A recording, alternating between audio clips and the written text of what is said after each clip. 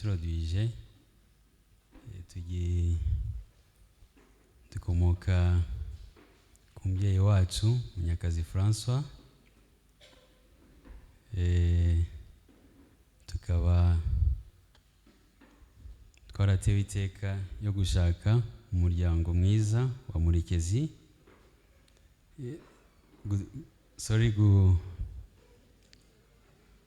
gushyingira munyihanganire, gushyingira umuryango wa Murekezi. Ku bwanjye icyo nashaka kuvuga ni ku muvandimwe wacu Uwimana Juliette, mama Kevin atakiturimo, ariko ndi muto, ariko hari bashiki banjye bakuru baramuzi, hari umwana muto, ariko ngiye aho nabyirukiye nanjye namubonaga kuko yashatse nzi ubwenge. Makeve nk'uko mubona hariya yari umunyamahoro, yari umuntu wuzuye urugwiro, akunda abantu, kandi yakundaga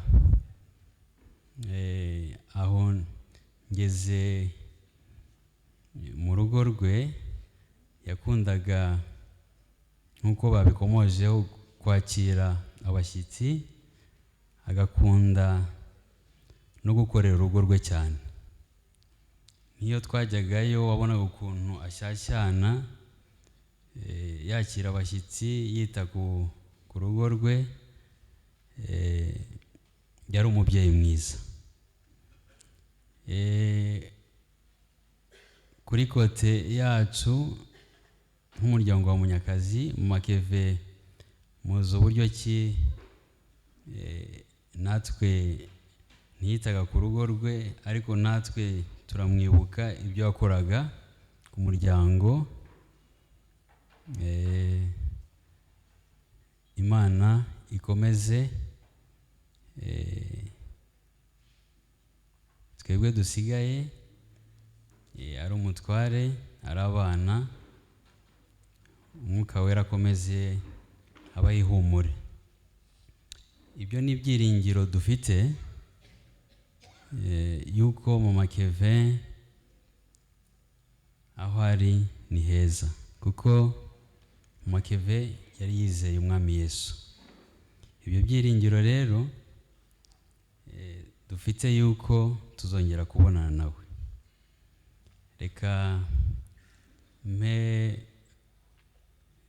mukuru wanjye, mushiki wanjye Joyce, nawe afite icyo avuga kuri mama Kevin.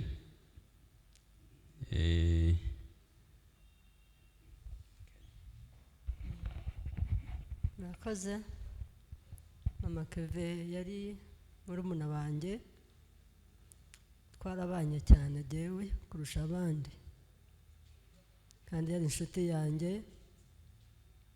Muri we yarangwaga n'urukundo, akarangwa n'ibyishimo, akarangwa n'urugwiro, akarangwa no gukora.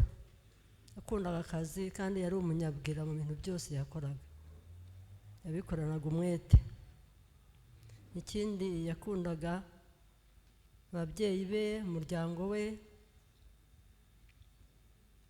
aho ashakiye naho yakundaga umuryango yashatsemo cyane. Ikintu iyo yakubwiraga ati bafite nk'ikirori ntuboneke, byaramubabazaga, kandi yabaga yakubwiye amakuru yose y'umuryango we yashatsemo. Ikindi, yakundaga abana be cyane, akabitaho. Mu gihe yari afite yabanye nabo cyane. Ndibuka atangira kurwana, yaravuze ijambo rikomeye cyane, kubera ko yari yaramenye Imana, akamenya ko kurinda kose muri iyi si nta kuriho atari Imana. Yaravuze ngo Mana uzamenyera abana, cyo kintu yavuze akimara gufatwa atuzamenyera abantu. Hanyuma ikindi yari umuntu wihangana. Mu burwayi bwe yarihanganye, ntabwo yigeze agaragaza umubabaro n'umunsi n'umwe. Buri gihe cyose wasangaga yihanganye, kandi hari ukuntu Imana yamuhaye ubwenge budasanzwe, n'umwe yigeraga yibagirwa. N'ejo bundi ku munsi wabonaga atameze neza, hari umuturanyi we waje hamaze nk'umwaka batabonana, aramubaza, mama ke wamenye? Ati nakomenye uri Mariya, kandi adafite, ubona ko ameze nabi. Abantu twabaga tutakibuka, we yarabakubwiraga akakubwira turiya ni nyanaka. Imana yabanye nawe mu burwayi cyane, ibana nawe mu myaka 2 nyine, nibwo ubundi wabonaga nyine abasha kwicara n'abana be bakanezeranwa. Hano yajya n'umuryango akanezeranwa n'umuryango. Mu myaka 2 nibwo nyine wabonye ko wenda ibyo ko nibwo yababaye cyane, ariko nabwo akihangana. No mu kurwara yageragezaga atabasha kurya, ukamwinginga akabirya, nubwo ariko ukabona byose yihangana. Yarinze aba mu mubiri agifite kwihangana, kandi Imana yabanye nawe. Imana imwakire kandi ikomeze abana, ikomeze bashyigikire nk'uko yabisabye, kandi tuzi neza ko izabikora. Imana ibahe umugisha.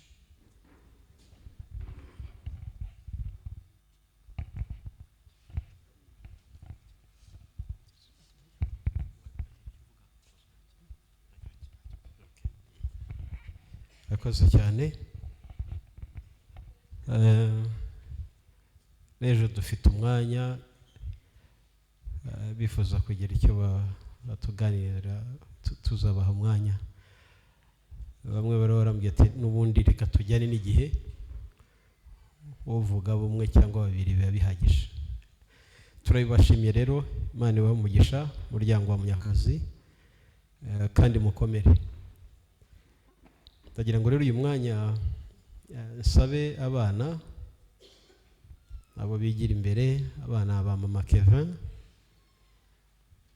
Uyu munsi bwakire Victor n'abana 2 barabizi ko abandi bazatuganira ejo muri wa mwanya, kugira ngo ducunguze igihe.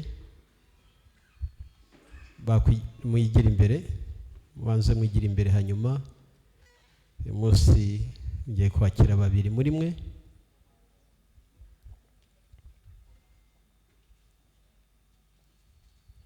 Victor na Joel.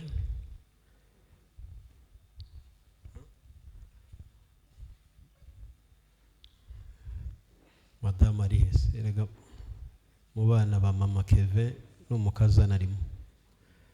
Madame Victor.